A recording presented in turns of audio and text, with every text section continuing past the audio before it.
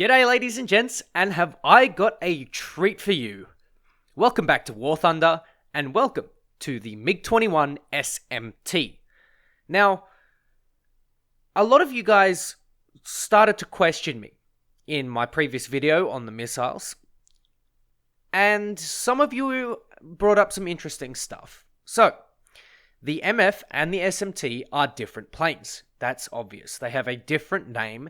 That means the way the Russians work, basically, it's kind of weird. Instead of having an A, B, C, D, they have a sort of modular way of marking their planes. So, for example, MF means specific upgrades. S, M, and T also mean specific upgrades. I can't remember what they are now, and I probably should have prepared for that. But that doesn't matter. Someone in the comments is going to have that, or I'm just going to put it in the video description. It's actually really interesting the way that they do it. It's kind of modular, if you will. It's almost like you have, you have stock plane, you have empty plane, you put in what you want and go. Easy, blad.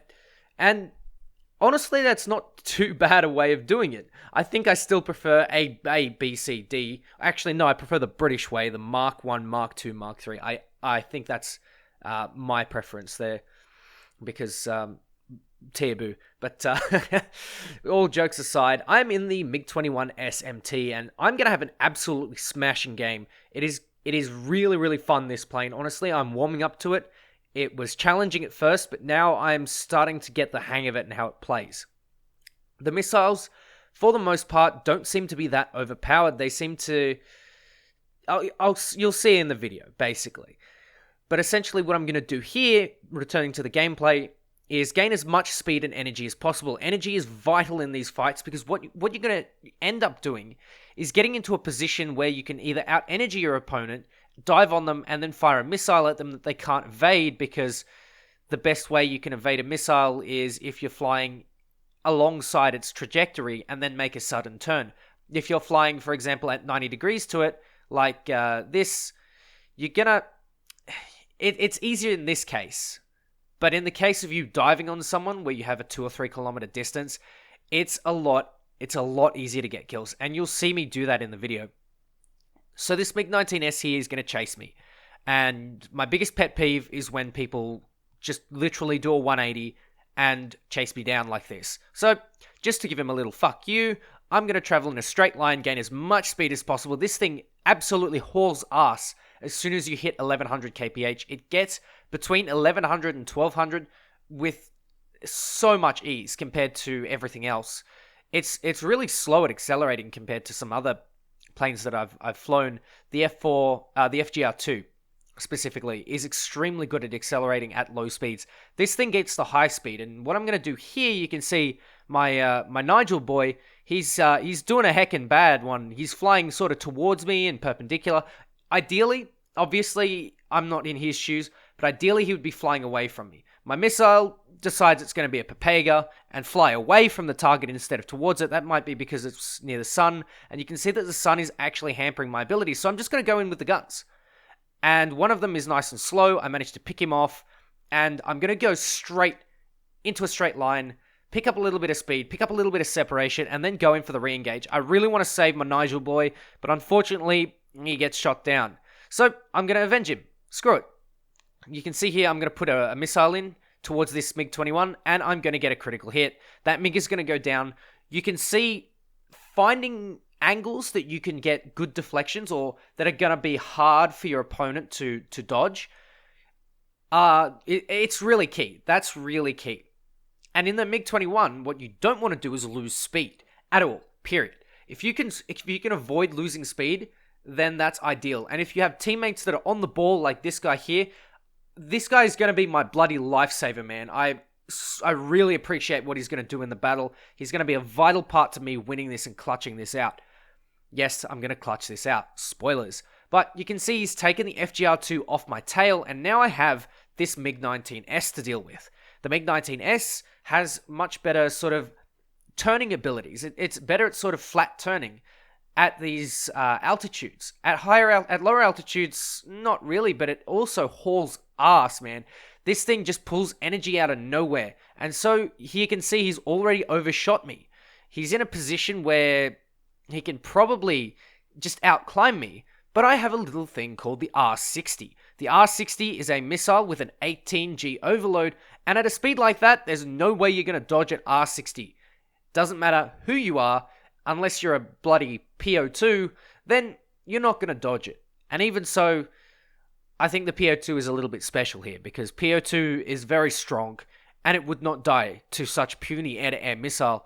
Even glorious Stalinium air-to-air missile doesn't really do anything to PO2, because PO2 is strong.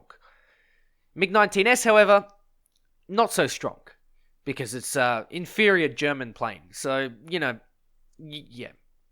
I mean, it's not really German, but it sits in the German tech tree. We all know how Russian bias works, right? Am I right, ladies and gents?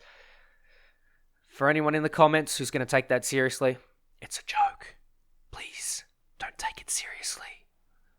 So, MiG-19 heading straight towards me. This guy's going to be my absolute bane. So, I'm not going to get a missile off because I'm not confident that it's going to hit, and I've only got one left. I have one ready for the F-100, and what I should have done here is I should have reset the prep on the missile, because as soon as I get within range, the missile goes dark, and it's just, god damn it. I don't know. Does it go dark? Does it cool down, warm up? Apparently it cools, and that's what allows you to fire it, I guess. But regardless, I messed my shot up, and now I'm going to go and try and get this MiG-19 PT. But the problem with the R60 is that it is hopeless below 1,000 meters. It is absolutely hopeless. So, guns. Straight onto the guns. He's traveling nice and slow. Maybe he's even blacked out. So, that's one down. I've got two more to go here. I've got this F-100 who's coming in nice and crappy. I put my air brakes on so I don't overspeed, and then I put them straight back up. As I said, straight back up. Yeah, I'm one of those people that forgets to put their air brakes back in. So, I'm going to jet away. This is exactly how top-tier jet combat is starting to pan out, and I kind of like this. I'm getting used to it. You sort of zoom around, wait for your opponent to lose a bit of energy in a turn fight, hit them with the missiles, and if they're slow enough, or if they're in a nice low-speed dogfight, then that's when you engage with the guns. I'm starting to really get the hang of this and really get the vibe of it. I really, really enjoy it now. So, you know how I said the missiles are pretty hopeless below 1,000 meters? Well, just bang on 1,000 meters, they start to do some work. I thought I might have taken the tail control off this guy, which is why he was traveling in a straight line. But as soon as he made that that left-hand turn, I realized, crap, he's still going. And I'm going to try and get some shots with my gun. But you can see the MiG-19 is losing a lot of speed. I reckon he's got a dead engine or something like that. So I'm going to try and go for the shot, and I spark, which is not ideal. And I go for the quick head-on with the F-100, and I get some hits.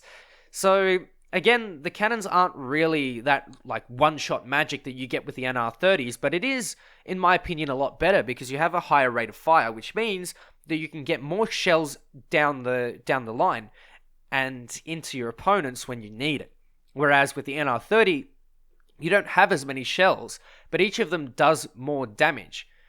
So, this F-100D looks like he's going to limp back to base, but I decide, I look at my ammo, I look at my fuel, and I think, you know what, I need to get back to base.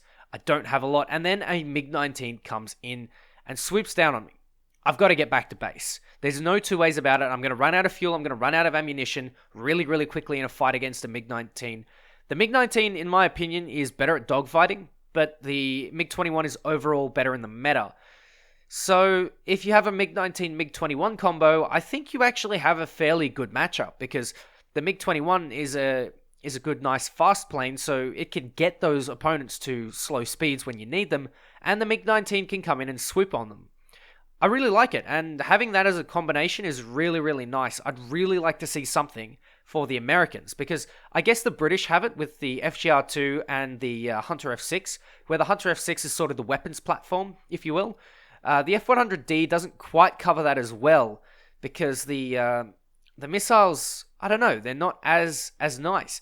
Maybe if the F-4C got its AIM-7s, maybe an early beam riding version of the AIM-7, I don't know, I'd like to see something interesting like that. Maybe we could get the F-4E, and the F-4E could be the one with the AIM-7s, and the F-4C could be the one with the the bullpups, the TV-guided missiles, all the bells and whistles that come with ground attack. I think I would like that.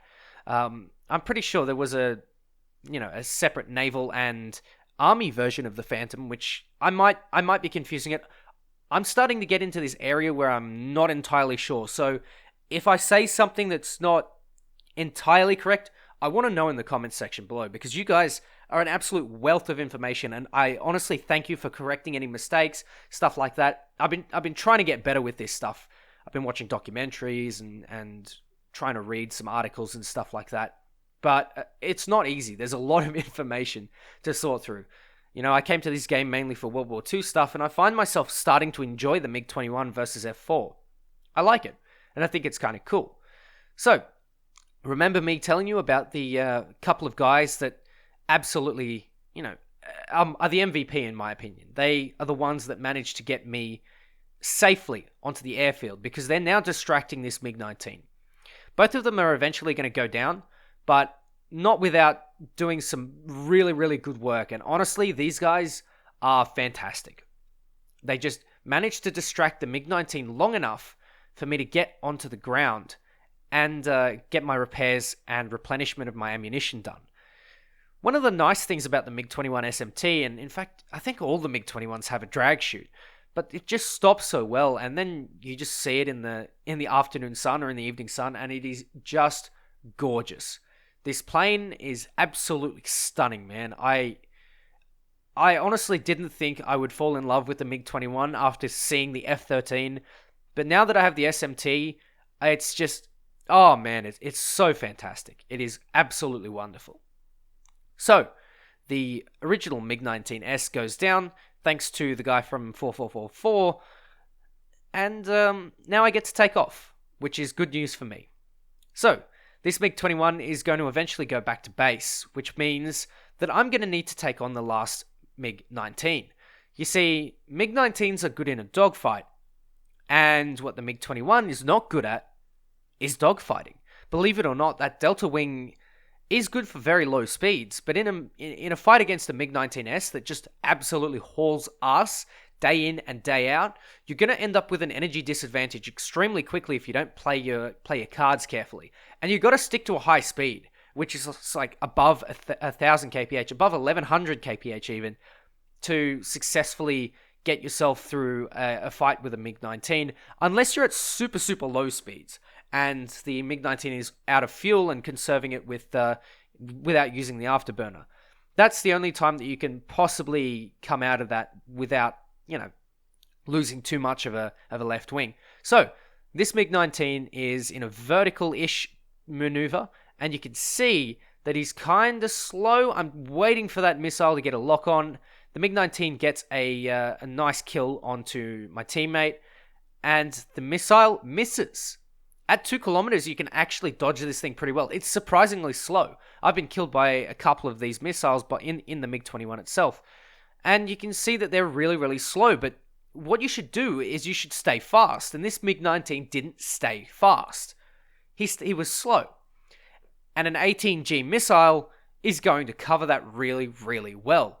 Well enough, in fact, for the MiG-19 to lose its tail control and plummet straight into the sea outside of Guam. That gives me the ace, ladies and gentlemen. It's such a good feeling to get an ace at this tier because they don't really come around so often, and I'm glad to have it on the channel for you guys to enjoy. Honestly, I don't think the R60s are that overpowered. I think potentially that we could get maybe AIM-9Gs as well. I don't think that would be such a stretch. Maybe we could even get some of the AIM-7s, some of the early ones, and then see how it goes, slowly build it up over time to a point where we can get, something interesting going on. I would really, really like to see stuff like this in War Thunder. And as long as it's balanced, I think there is a real place for it. The R60s, I think they're okay. I don't think they're that bad. But for now, ladies and gentlemen, let me know what you think in the comments below.